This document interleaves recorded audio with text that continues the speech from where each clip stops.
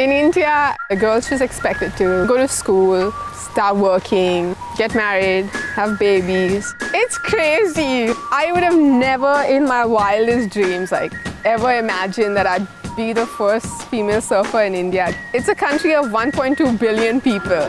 I was like, no, it can't be possible.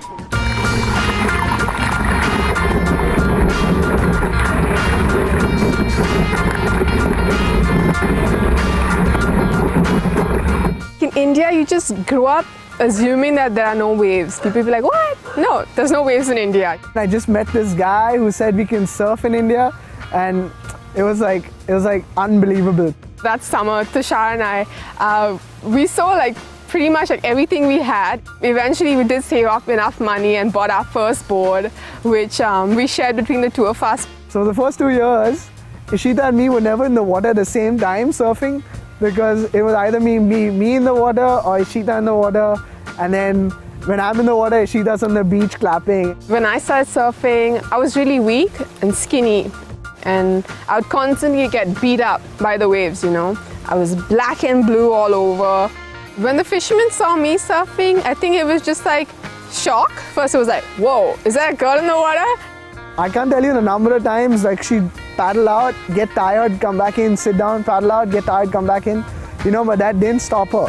When I caught my first wave, I was just it was such an amazing rush, and you're just smiling from ear to ear, you know, and you're smiling all the way back to shore, all the way back home. You know, you just can't stop smiling because you're just so happy. When Ishita came to us and said that she wants to get into surfing, we were totally against it. We didn't want her to get into this because we sent her over here for journalism and not surfing. And they're like, what? No, what is this surfing, you know? You have to study. So we said, please don't do that. Just go ahead with your journalism and concentrate on that. I'm going to say, paddle, paddle, paddle, big wave, jump, okay? Eventually, Tushar and I were like, why not? You know, why don't we just start giving some surf lessons?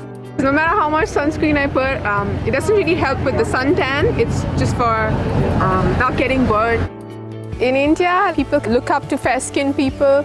When I started surfing, a lot of my friends would just be like, I'll be walking in the street, and the first thing they say to me before they say hi is like, oh my God, Ishita, you've become so dark. The reason it is like this is because they're worried about not getting a husband, or, you know, what will their boyfriends think. But I'm hoping things will change.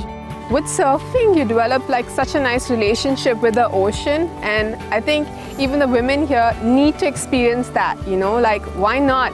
It's not just a place for men. Today I'm taking my mom surfing. I'm excited. I think she's gonna try catching waves on her own. If she'd been given the opportunity before, she'd have probably been the first female surfer in India. She pushed the board and I could actually surf.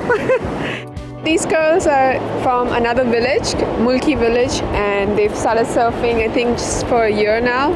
What's happening with Ishita surfing is that a lot of girls are starting to want to surf more. It's a strong image of a woman, you know, to be surfing in the ocean. So that's what other girls want to be, you know. They're like, yeah, let's go for that.